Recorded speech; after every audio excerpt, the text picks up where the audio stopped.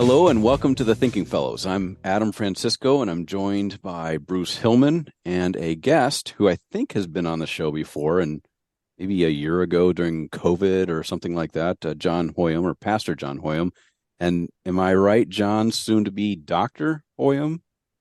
Is Yeah, that it depends on how you categorize that with the corrections, which the university has not even sent to me yet. So okay? I'm But hoping that means they're not serious. you did you did defend your dissertation recently at University of Edinburgh or Defended, yeah, in December at Aberdeen.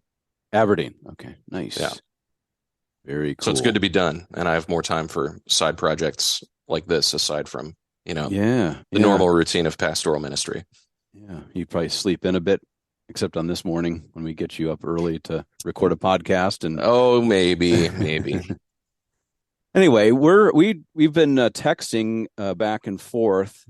Scott and Caleb are traveling, as we first were told, and then we learned that maybe they are gliding down a mountain on the back of a, what are they called?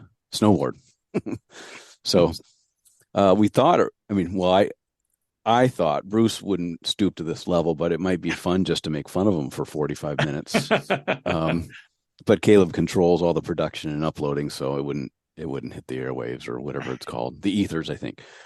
Anyway, so we have been texting about what we should do, and there's any number of topics we could do, but we thought that we would have a free form ish conversation on the topic of Christ and culture. The term comes from a book published early 1950s. I want to say 51 or 53. I think 51. 51 Yeah. under that title, Christ and Culture by H. Richard Niebuhr, who, Bruce, am I right? He was at Union Theological Seminary. He was at Yale. He might have been at Union Mhm. at one point, but he did Okay. most of his work at Yale. Okay. He Yale was Divinity. quite prolific. His brother is most famous for, what was it, Bruce? You were telling me Serenity the Prayer. His Serenity brother Prayer. wrote the Serenity Prayer. Yeah. Yeah, but very well-known scholars in the broader sort of Protestant theological world in the mid 20th century. The book Christ and Culture, though, is in many ways kind of shaped the discourse that ensued amidst theologians and others concerning the question how Christians are in but not of the world. And in Christ and Culture and books that have sort of spun off of it, including I've got one in front of me that was published maybe 20 years ago, so it's some time ago, by CPH called Christ and Culture and Dialogue. And it kind of brings the conversation up to date for at least I think 1999 or 2000. But it's still a lively conversation. If you typed in Christ and Culture in Amazon, I suspect that there'd be books that have been published in the last couple of years with a similar title. So Bruce, do you want to take it away and kind of giving just a quick sketch of the paradigms that Niebuhr gives us in Christ and Culture, and we can quickly move away from. We don't want to do a book review. We want to talk about a more practical, if you will, application of all this in our day and age. But if you want to start us off, that would be awesome. Yeah, like you said, the book is probably one of the most influential books in theology written in the 20th century. I think it would probably make the top five books by theologians. And it's really set the entire way people talk or think about these two things ever since. Even those who disagree with it still have to interact with the different categories that he comes up with. So kind of quickly, he gives three categories, and then the third one has three subsets to it on how he thinks the church has historically dealt with the question of how does a Christian relate to culture? How does Christ and the church relate to culture? And the first one he says is one way you can relate is Christ against culture. And he names people like Tertullian and the Mennonites or the Amish would be in this category. These are Christians whose loyalty to Christ means that they have to reject the culture at some level. Modern theologian who would be in this camp would be Stanley Hauerwas out of Duke. So in order to be a good Christian, in order for the church to be pure, whatever word you want to use, it should resist being tied up with culture too much. Christ against culture. Would you put was it Rod Dreher's book, The Benedict Option? Yeah, the Benedictines and in monastic this. movement would also be part Okay. of that first label. Any monastic movements and stuff. Okay. But Um, the new call for a not a Benedictine sort of move to a monastery, but Rod Dreher, who no longer mhm. is Protestant, I think he's Eastern Orthodox or maybe Catholic, Yeah, um, has advocated that Christians should separate from culture not by joining monastic groups, but by in their own particular or respective Christian communities. I mean, that's a very quick overview of a 300-page book, but yeah. So is actually, that is this that right? battle, yeah, you're right. And this battle is actually played out recently on with one of the professors I had, which was James K. A. Smith, who got into quite a Twitter spat with the Benedict option. Hmm. Because Smith believes that the church has a slightly different view and is important for formation, including cultural formation. That the church has a role in cultural formation because the world is doing it anyway. So this is very relevant to what Niebuhr is saying: is how you do church, how you live out your life as a Christian. He thinks fits within one of these three categories. So yeah, that first one, we retreat from the world. The world can pollute or corrupt us in some way. The second one is the Christ of culture. And this is people like the Gnostics or Peter Abelard in the Middle Ages. And this means Jesus fulfills society's hopes. This tends to include Protestant liberalism in the modern era.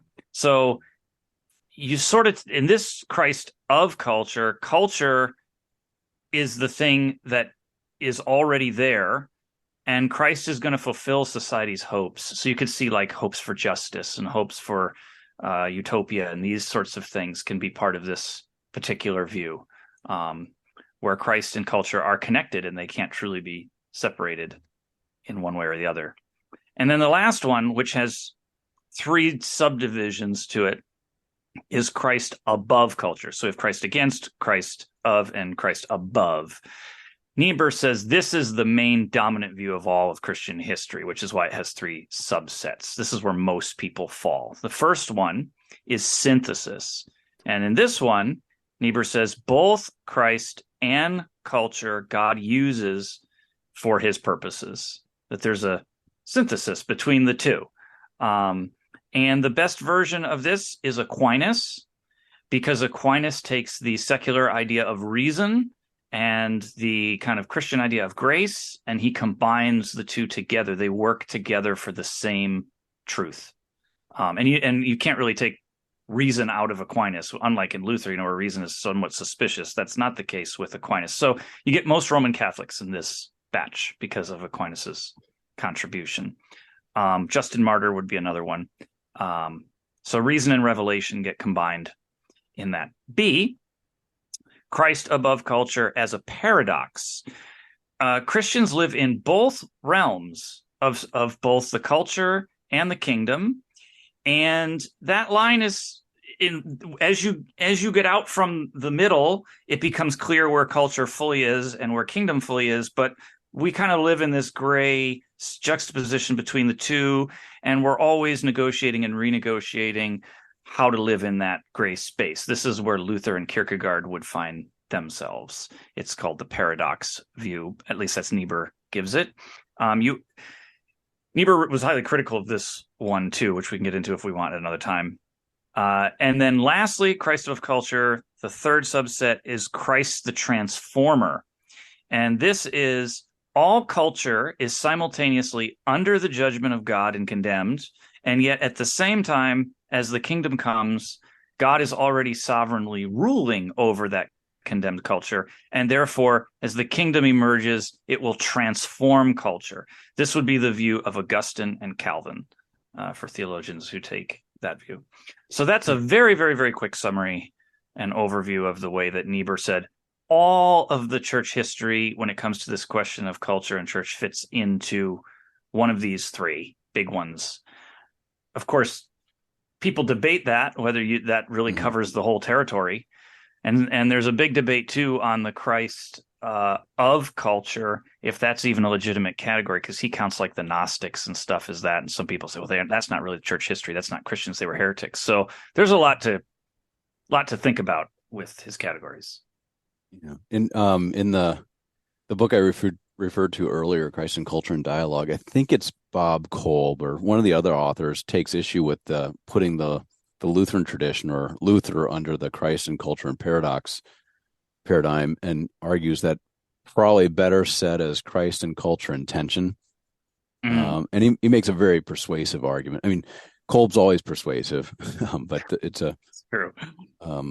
So, because I mean, I think Lutherans can sometimes revel too much or overemphasize paradox, if you will.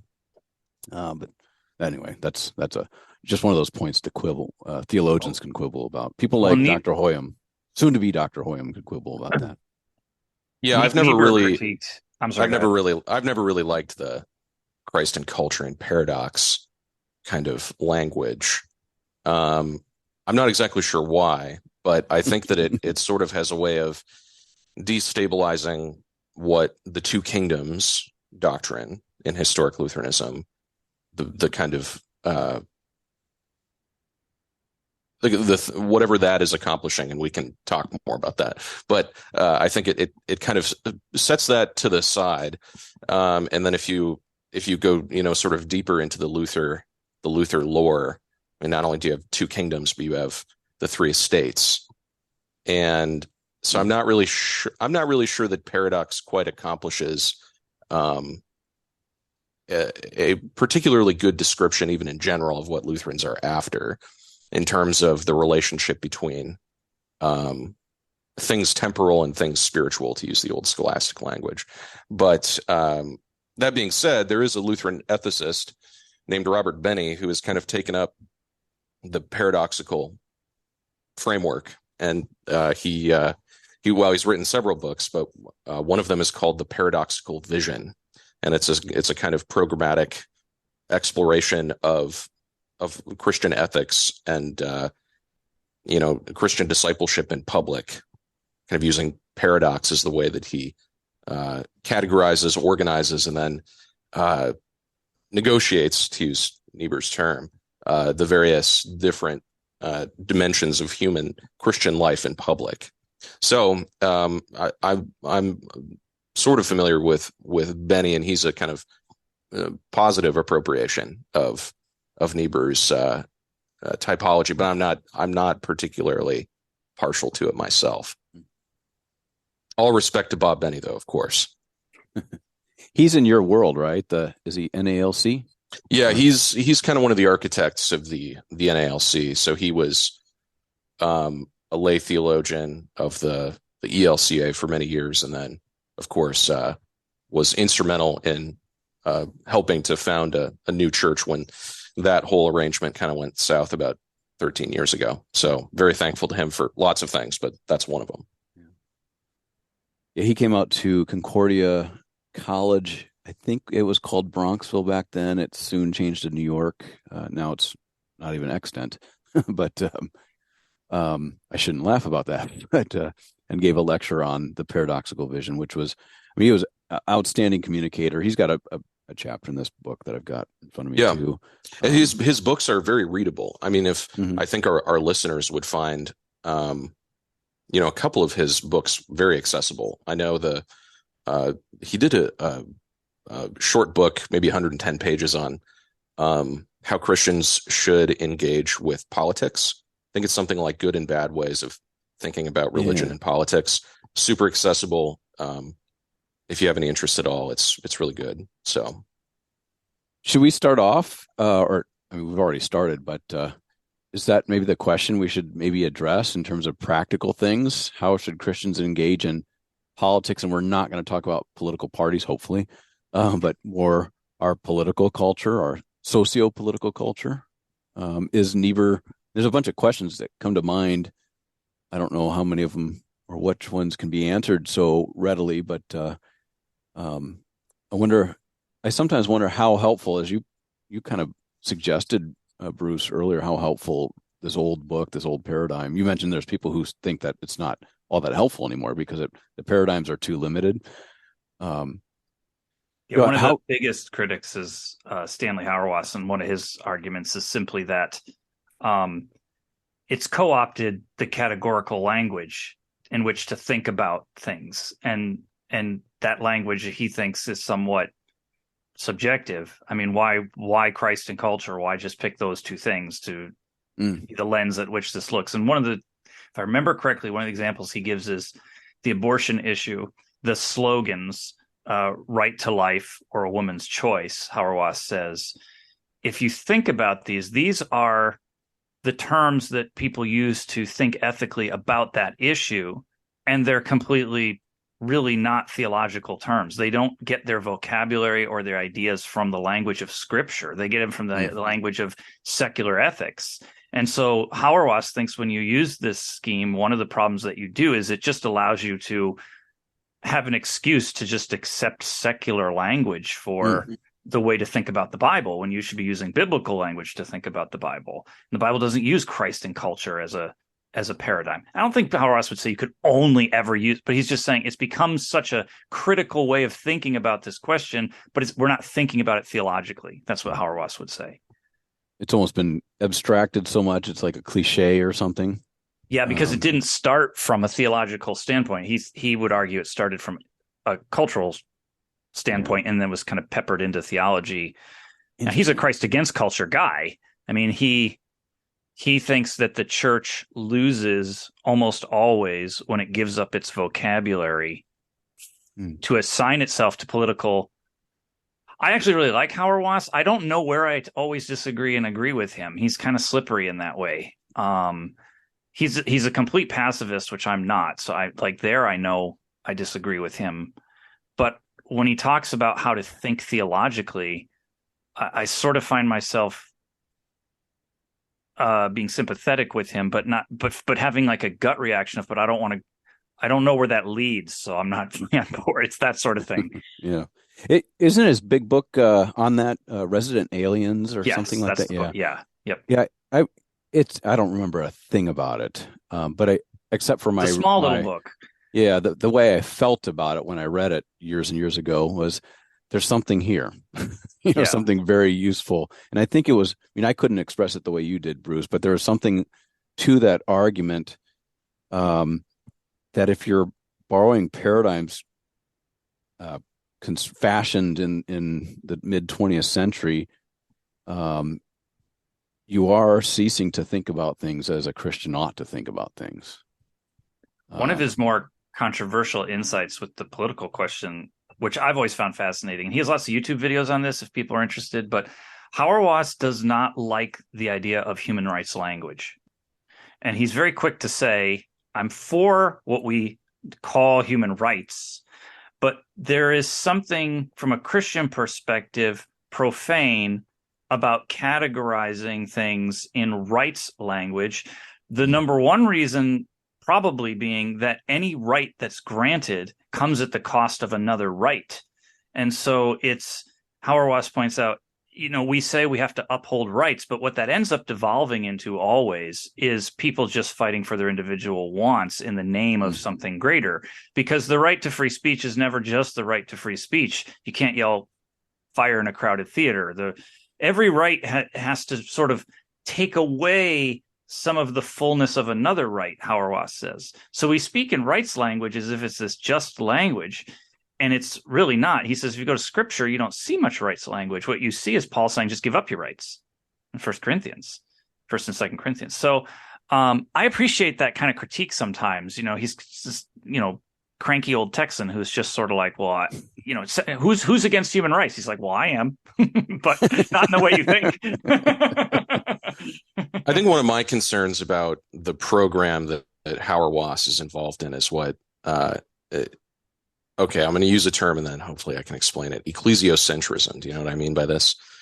The church becomes the sort of exclusive, the exclusive place where all truth about the world is to be found and filtered through sort of Christian language and categories. Now, that sounds, as I say it right now, that if you're a Christian and you believe in truth, of course you would think that. But what eventually ends up happening, because, and again, this is my Lutheranism talking, because you have two kingdoms, you have two realms, two ways in which God governs the world through the gospel, spiritually, through the state, temporally by the sword. You end up kind of, when you merge those two things by rejecting the culture out there, the church ends up looking curiously like the state, just with its own particular language, law, jurisprudence, casuistry. And that's the thing that I always find troublesome about a figure like Hauerwas and many others in contemporary theology, who I think they end up with a filing error where matters of law and justice become the property of the church. Well, then all of a sudden the church is this kind of, it's first of all sectarian because it's broken off from the rest of the public, but then it's also wielding the law in a kind of state-like fashion. And so then the way that Hauerwas kind of fixes that is by being a pacifist, because of course the state or the church can't wield the sword. So then he just cuts it all off. I find the proposal kind of bonkers, to be honest. But interesting. Well, are there other alternatives? So you mentioned Bruce earlier, Jamie. Does he go by Jamie Smith? Yeah, James. He goes by Jamie Smith. Yeah, his publishing name is James K. Smith, but he goes by Jamie Smith. So, and he's more of a, maybe not a full blown transformationist guy, but he's in that category. If he you is in that reformed world, Yep. And he's very Augustinian inspired. Yeah, I seem to recall. So I know some people. I won't tell you who. I don't want to rat them out. Not that I would be ratting them out, but they're part of a Christian like para-ministry organization that does campus ministry, I guess Midwest. And they have this thing every summer where they go and a speaker comes. And Jamie Smith came a couple of years back, and I think it was at that time that the T-shirts that they had for that conference said "Transform Everything." And the rhetoric from the folks I know involved in it is it's almost like a progressivist Calvinist rhetoric.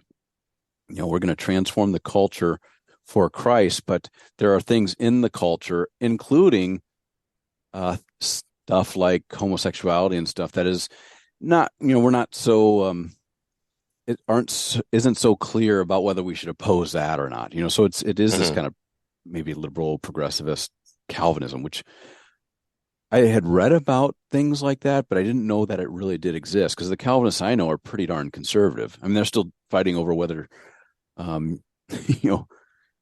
you can use an organ in church or not, or whether you just have to sing a cappella psalms or something like that. So I think with people like Smith and radical orthodoxy in general, a movement, back in England, there's this kind of desire. And of course, Smith is a Calvinist, but the rest of the radical orthodoxy circle is mostly Anglo-Catholics. But they try to do this counterintuitive thing where they kind of play intellectual judo with some of these social issues, where it's like the most radically Christian approach to say an issue like gay marriage or transgenderism would be affirmation, but do it on such sort of counterintuitively radically Christian grounds that you kind of rout the liberal and conservative options. I find that a little bit obviously I find that incorrect, but also a little bit too clever. Yeah, I think Milbank, who's the big RO, radical orthodoxy, kind of, I guess you can call him the founder. He didn't set out to start a movement, but he sort of is the grandfather of that movement. And the big thing with him is that, he has this wonderful phrase, "Once there was no secular." And what he points out is that secular came from the Latin seclorum, and it meant an interval of time originally. That's what the word secular meant. It was a space of time. And eventually that word evolved into meaning a private space that's neutral and objective because of reason. And Milbank likes to point out there is no such space. It's actually a myth. If you are a Christian, you can't believe in a neutral space where God is not. And this comes from Milbank's Augustinian view of participatory ontology, which is a fancy way of saying all things that exist in God. This is not panentheism, but what he means is the devil, for instance, participates in God. He participates by his rebellion, Milbank says. So his rebellion he's participating, but his participation is bad. So it's not that God is in all things. It's just that there is no place from which you can escape God. Everything that is in some way under the providence and sovereignty of God. And therefore, there is no secular space. And if there is no secular space, Milbank says, then a lot of these things like the social sciences, like psychiatry and sociology, politics, they are proposing a good for the world. Ethics, the homosexual question. The society is trying to answer these questions, but it's trying to do so without a theological framework. And therefore, Milbank says, they're destined to fail because they don't take God into account. And you can't answer questions of truth and ethics without revelation. And it's from that, then you start to get some of the more, that premise can lead to some of the stuff that John's talking about, some of the more clever, because now you have to find a theological language and point for every ethical issue, which is in itself not a bad thing. But you get guys like, what's his name? Graham. Why can I not think of his last name right now? Who's a radical Orthodox guy? He's Graham Ward. Thank you, Graham Ward, who's a fantastic theologian for a lot of his stuff. But I believe he's a homosexual and is also one of the people who takes the view you mentioned earlier, John. Yeah. So RO's a pretty diverse camp, though, too. They're kind of all over the place. It's kind of out of fashion now. I think that kind of they don't have the kind of glamour factor in academic theology anymore. Of course, Milbank is still around writing. The question I have always had, because I've always had a certain attraction to this very aggressive kind of approach to these questions that's very innovative and kind of tries to break the normal way of thinking about things. I've always found that very interesting about Milbank's work and about radical orthodoxy. But I've never really been able to find I've never found it satisfying, because I'm not sure that the participatory ontology that Bruce, you were just talking about, I don't know how that really works with a view of scripture and of Christian theology that's shaped by the law gospel distinction, right? So I think this is sort of a critical mistake in our understanding of the Reformation today, is that law and all its works and ways equals secularity in the modern sense. I don't think that the reformers would have understood law or even the social and political realm as secular at all. They would have simply identified the tasks appointed to the state and the vocations carried out within civic life, within commerce, and in public as simply different forums or fora in which God works, and in particular through the law. That's a very kind of brief summary, I guess, of Luther's social. I'm hesitant to say social ethics, but. Yeah, I took a course once with Timothy Weingart on Luther's ethics, and he opened up the class by saying, "There are no Lutheran ethics." Right. Yeah, I probably I do fall into that. Sorry to disappoint you all, but Luther never did anything like that. I did a course on, I think it was entitled "Thinking About Thinking in Ethics," and it was at Concordia in Irvine, so at a Christian college. And yeah, somewhere at the very beginning, the instructor said, he goes, "I want to pose a question. Is there really such a thing as Christian ethics, or are there just ethics?" And what his point was, I think his point, it's been more than 20 years now, was that once you start thinking that you can think ethically apart from something higher, it's this whole thing with secular, according to this time and place, or secularism, it's a dead end. if there's nothing above, no truth, like an objective, if I can use that word, or universal or whatever, then ethics is basically just a contest of where folks are asserting their particular view or their desires over and against other views. But there's no way to evaluate which one's better, apart from kind of horizontal or secular ways of evaluating it, like consequentialist and that sort of approach to ethics. But ultimately, it fails. It all becomes relativistic. But his point about there might not be Christian ethics is that we shouldn't refer. I think he said something like we shouldn't call our sort of ethics Christian ethics, because that makes our ethic kind of sectarian. It moves it out of the public arena, and it's just an ethic according to this particular community that is just one ethical option among others, or something along those lines. I thought it was kind of a fascinating. It was a 15-week course, so obviously there's a lot more to it than that. But and I think it fits that thing you mentioned. Thing is the academic term, Bruce. With secular.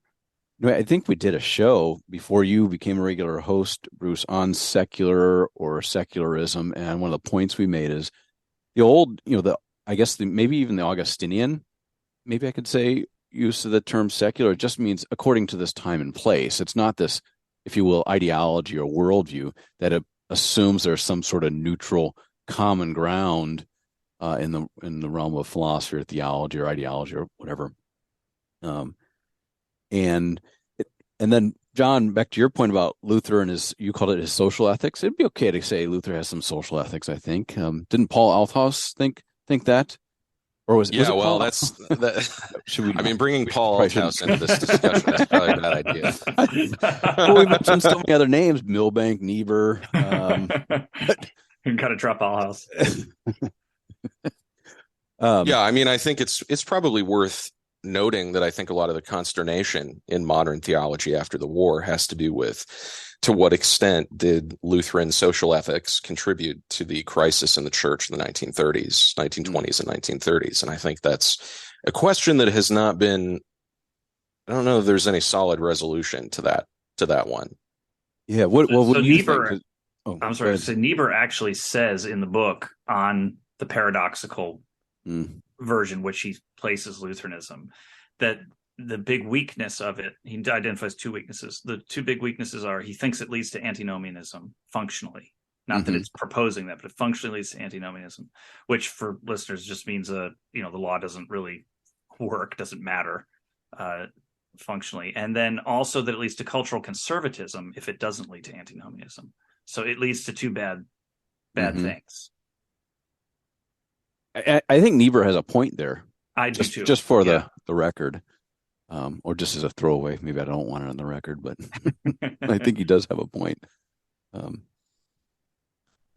John, on that question you raised about what the Lutheran tradition in Germany in particular, what influence it had or on the German people in the 1930s, that's a vexing question. And I don't know. I don't have an answer. You said you don't have an answer. Do you have a tentative answer? I'm curious where you stand on that. I don't really have a great answer myself. I mean, I have done some work kind of casually. This isn't like an area of research for me necessarily, but I have done some. I'm vaguely familiar with some of the antagonists, and it's true you have a variety of views on how the church should relate to society and state in the 1930s, and some of them tend to get carried away with embracing the authority of the state, kind of, I guess, autonomously. And then others, I think Dietrich Bonhoeffer would be the example here, were much more willing to address criticisms of the state, and I mean, in Bonhoeffer's case, even was complicit in an attempt to assassinate Hitler to one degree or another. He expressed more willingness to attack the state from the pulpit, metaphorically speaking. And so you have a variety of views, but without getting into too much detail, um, they all in some ways embrace a recognizably Lutheran view of Christ and culture, but it tends to play out differently depending on the figure. Mm. And the ones that I think Lutherans in America today often celebrate, like Bonhoeffer and then Hermann Zasse, I don't see them as departing from the Lutheran way of viewing culture and state, but they certainly don't get carried away with Nazism the way that Paul Althaus was for a time. Not not for the entirety of the war. He sort of came around to the problems eventually. But that's a very preliminary answer. But I just don't have a good one, to be honest. Yeah, I think of one of our, what do we call him? One of our senior scholars at 1517 is Uwe Zimanetto.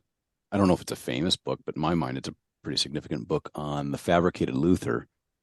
It deals mostly with the charge that Luther was an anti-Semite in a kind of ethnic sense, as opposed to just kind of theologically opposed to Jewish theology.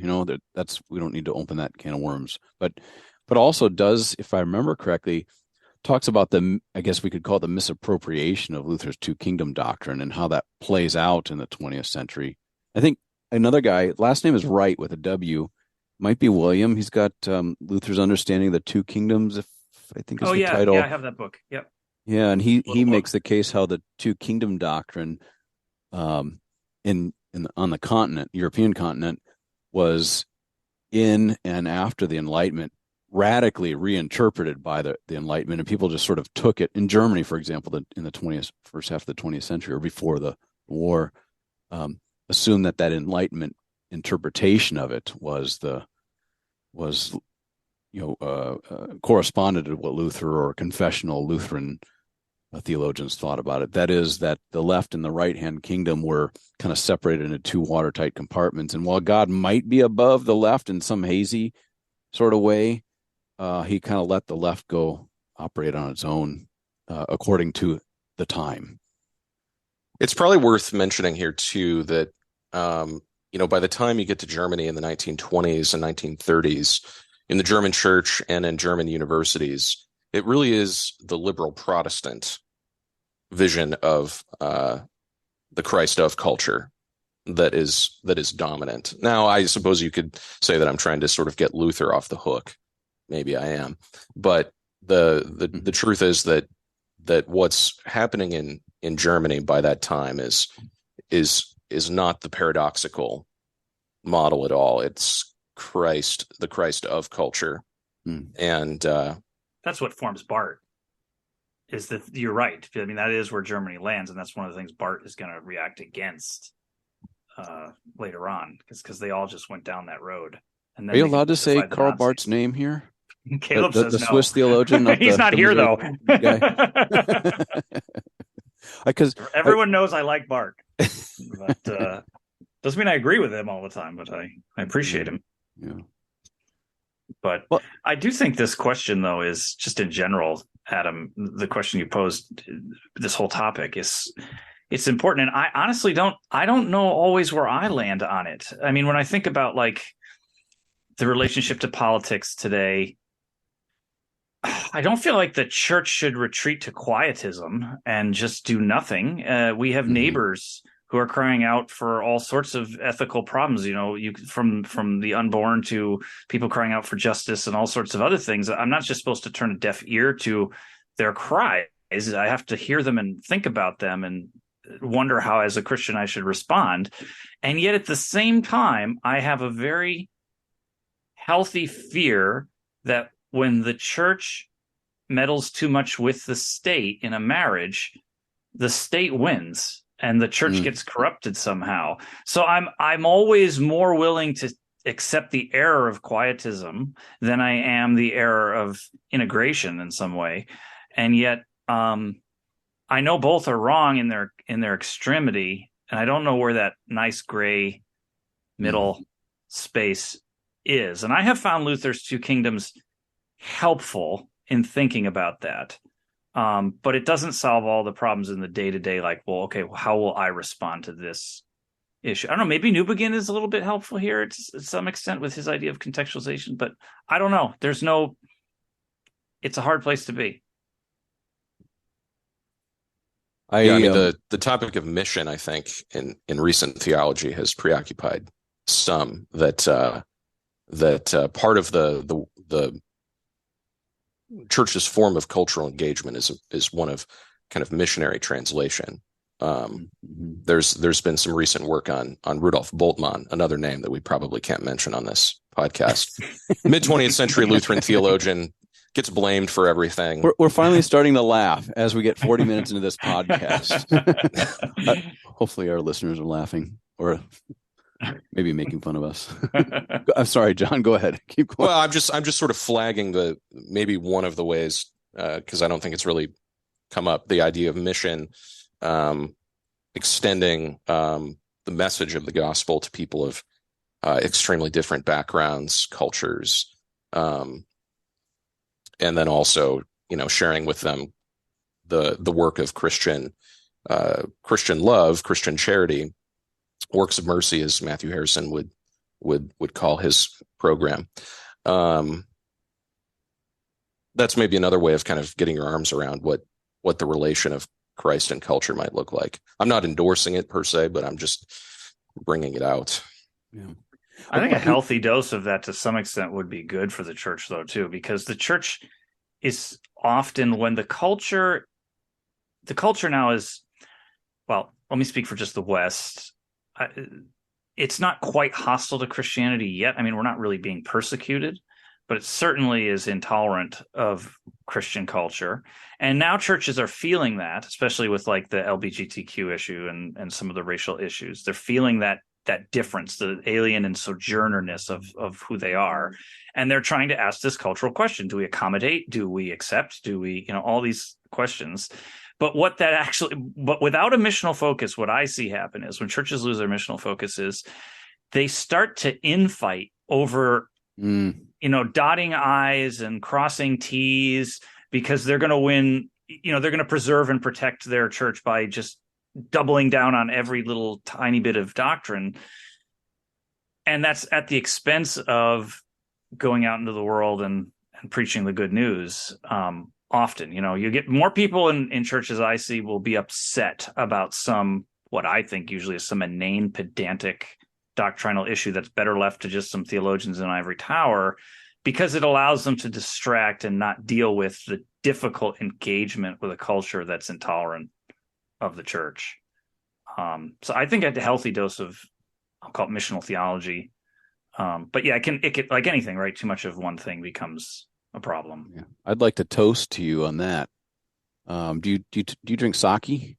Someday we should. I do. Sake, soju, wine. Yeah. Yeah. You mentioned Newbegin. Do you mean Leslie? Is it Leslie? Yeah, Leslie Newbegin. Yeah. There's he's got that great book. What was it called? Foolishness to the Greeks. Yeah, Foolishness to the Greeks. Where was he in India for like 40 years or something like that? Yeah. And he goes back to his native Britain, which was a Christian nation, and he gets back. He's like, it's more of, I think he called it a practically atheist nation. Yeah. Not that its creed was atheist, but most of the decisions, important decisions on politics, ethics, public life, you name it, were based on atheistic assumptions than anything else. And one of the points that I took away from that book is, it's the point you made, Bruce, that we here in America, I think we've felt it for some time, and I think it's been around for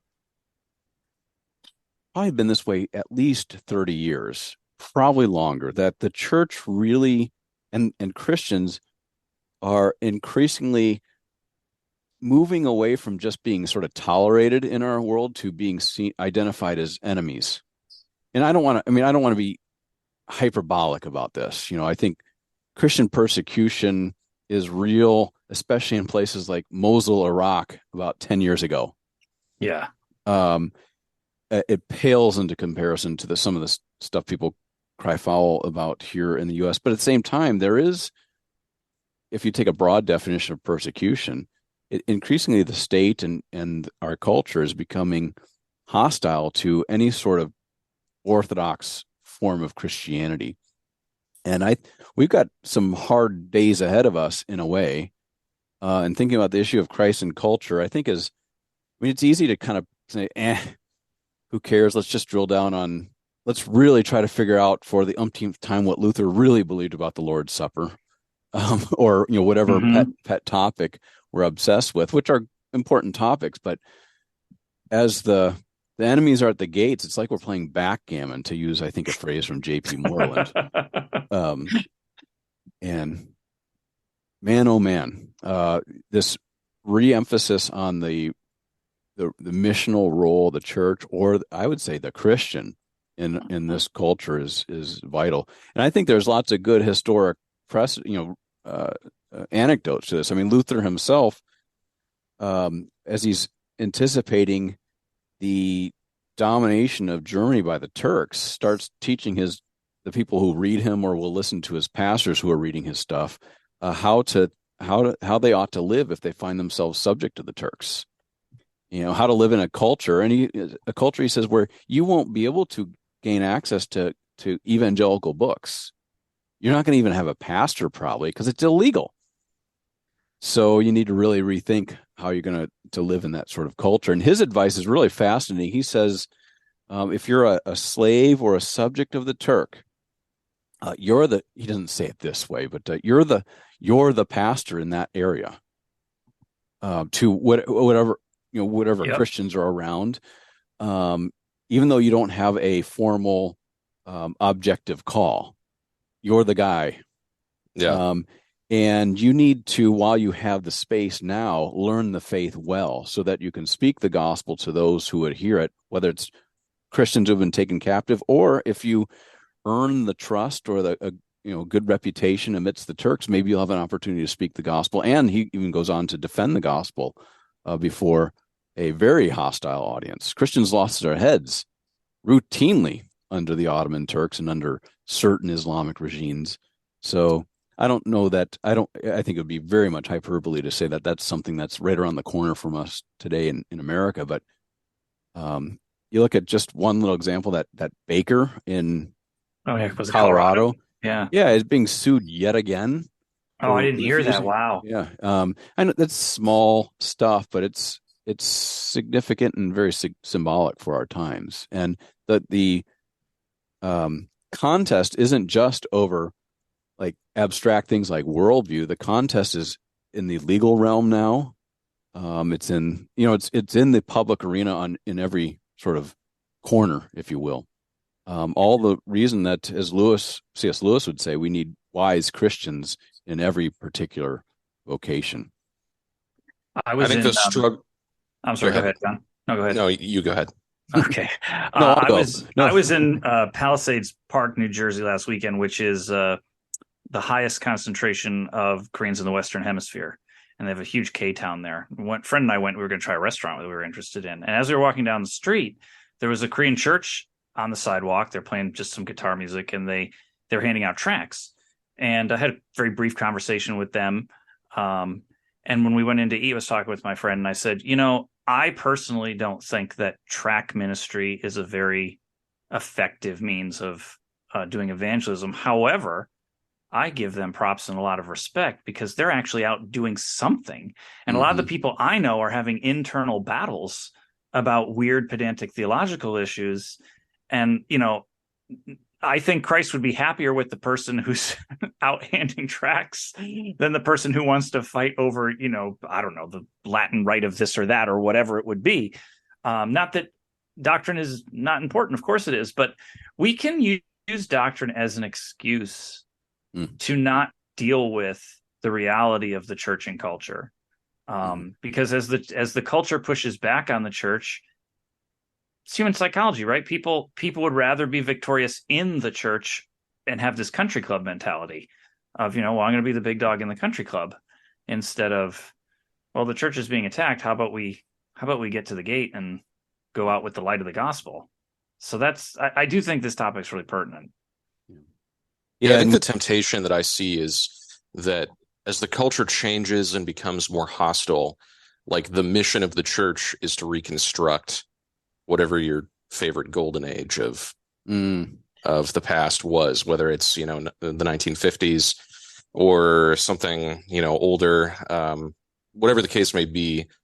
And Sin of nostalgia. The sin of nostalgia. Now, we can celebrate Christendom. I'm not above that. And I mean, there's certain value to a kind of culture that is very open to Christian faith and promotes and supports Christian faith. I'm not against that, but as I read the New Testament in particular, I don't see any imperative to go and try to create some sort of perfected Christian society on earth, even a sort of partially Christian society.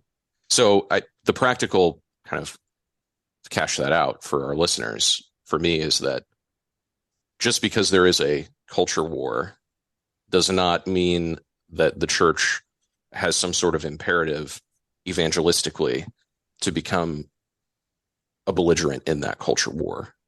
That's where I get reserved about the kind of the Rod Dreher idea that we're going to just withdraw and kind of reconstruct a pristine Christian culture, or we're going to create congregations that are kind of semi-political, social units of resistance against whatever is on tap from, the New York Times and MSNBC and universities and Twitter. I'm just not persuaded that that's what the church. That's not the church's mission of proclamation. Right. However much we might give thanks for the culture of the past in this country. Amen. We are at 50 minutes, which is longer than we ought to go. We could talk about this probably for hours upon hours. Maybe it should be a thinkery topic. I don't know if you guys are familiar with thinkeries, but it's something 1517 does, where we all get together and just noodle, I think is the verb, on a certain particular topic, where maybe somebody gives a paper or whatnot. But that's a conversation for a different day. We want to. Well, maybe we should tell the Keiths to stay on the mountain for another week, and then we can do part two. Or just keep going and chop it up into. We'll see when Caleb gets back what his plans are, even though he doesn't really plan until a minute before, or maybe 5 minutes before what we're doing. But I think it's a pertinent topic, and the mission in this culture, but also the role of the church in this culture and how much it's to engage it in the socio-political arena and so on are in many ways sort of like the one of the great conversations of our times in the broader Christian circles, but also the conversation that needs a whole lot of clarity, because there's so much noise out there, from Twitter to academic ramblings about this and everything in between. But we are at the end of our time. We want to thank you for joining us here at the Thinking Fellows. I have no idea. I can't remember how Caleb winds us up, but he points you to the website 1517.org, which is 1517.org is the host of the Thinking Fellows podcast, along with I think a good 24 other podcasts. John has one in particular with Stephen Paulson. Am I right? Preaching the Text. It's a Sunday lectionary podcast. Yeah. And I mean, you can find any number of topics and subjects in our different podcasts. But we thank you for joining us, and we look forward to seeing you next time.